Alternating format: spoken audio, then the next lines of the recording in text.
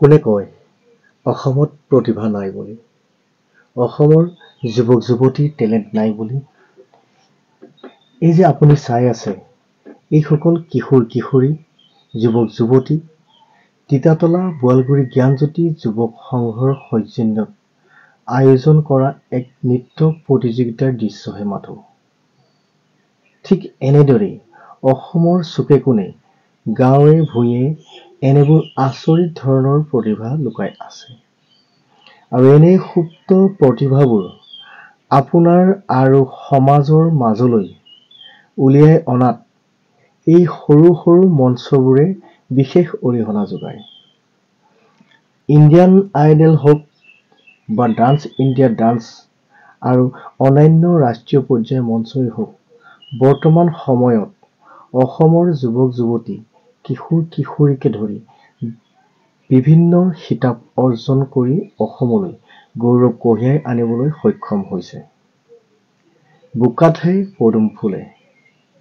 আৰু এই সকল যুৱক যুৱতীক মাথো আপোনালোকৰ মৰম আৰু আশীৰ্বাদ লাগে।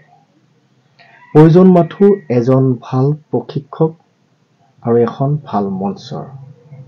আহকচোন আমিও উৎসাহ আৰু প্ৰেৰণাৰে এওঁলোকক আগুৱাই যোৱাত সাহস দিওঁ।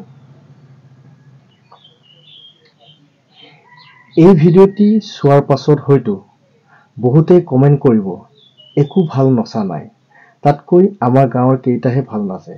হয়, মই মানিছো আপোনালোকৰ গাঁৱৰ কেইটাই ইয়াতকৈ ভাল নাচে, কিন্তু আপোনালোকৰ ল'ৰা ছোৱালী কেইটাৰ দৰে এওঁলোককো আগুৱাই যোৱাত জানো আমি সাহস দিব নোৱাৰো?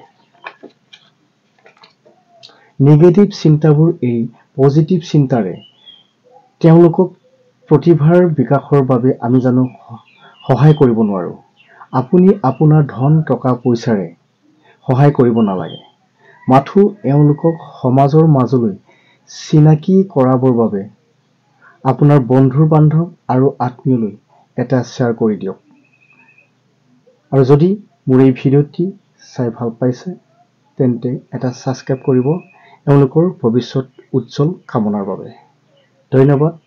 জয় আই অসম, বন্দে মাতৰম, জয় হিন্দ।